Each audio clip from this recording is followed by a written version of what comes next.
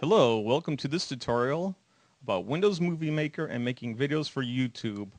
Windows Movie Maker is a free program from Microsoft.com and works on systems with Windows XP and Service Pack 2. So if you have those two requirements, you should be all set to run this. Over on the left-hand side of the application is a little wizard to help walk you through the steps to create the clips. So the first step is to import the video. And this could be video from your webcam, camcorder, whatever. We're not going to discuss capturing at this time, but I'm going to select one of the clips on my computer and I'm going to import it into Windows Movie Maker. The next step is to drag it down into the timeline, and by doing that I'm going to left click on the item and drag it down into the timeline. Down at the bottom you could either show the clip in timeline mode or storyboard mode. Storyboard mode is kind of nice when you have multiple clips and you want to create a flow for your movie, but with only one clip it's just better to keep it in timeline mode. The first thing we're going to do is remove the portion of the video where your hand reaches in to start the program or the mouse. So I'm going to hit play and pause it right there to get rid of that hand movement. I'm going to go up to the clip menu and say start trim point. Now there's also some junk at the end of this video that I really don't care about and don't want in my final movie. I'm going to show you a different way to trim the end of the movie. If you move your mouse over the end of the movie, you can see how it changes shape. When it changes shape, you're going to left click and drag the clip to the ending that you want. So now you could see that my original 20-second clip is now only 10 seconds long. Our next step is going to make a title for the beginning of the movie. So we clicked on Make Title. We're going to select Title at the beginning of the movie. And I'm going to call this one Guitar Hero.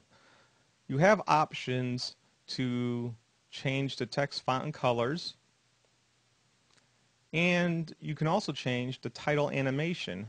I'm going to use a basic title, and now I'm going to add it to the movie by saying done, add title to movie. This is one of those things you could play around with forever and get really creative with the animations at the beginning. One trick I am going to do, however, is I'm going to right click on the title clip and say fade out. What this does, it'll fade out the text just prior to your clip. I like the effect. It looks a little bit more professional. So now I'm going to hit the preview button. Let's watch how this is looking so far.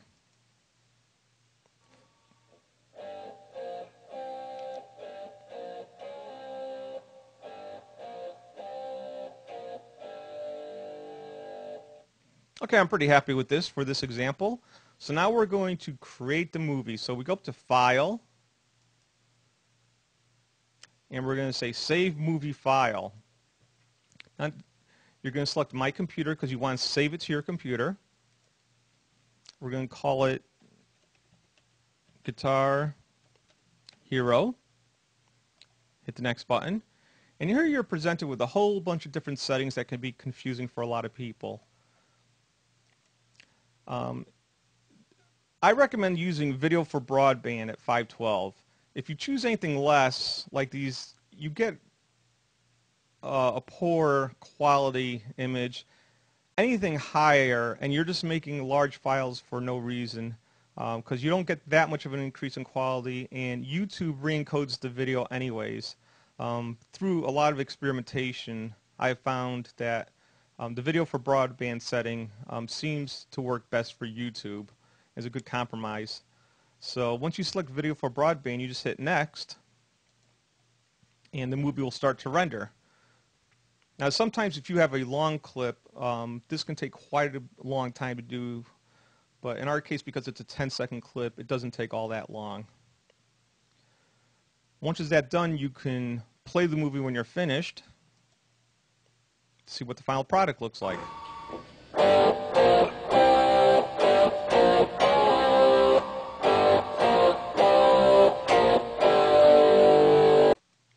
So I hope you enjoyed this tutorial, and in the future I'll be going into some more advanced editing features of Windows Movie Maker, including working with multiple movie clips and adding some special effects, and even how to improve the quality of your video clip.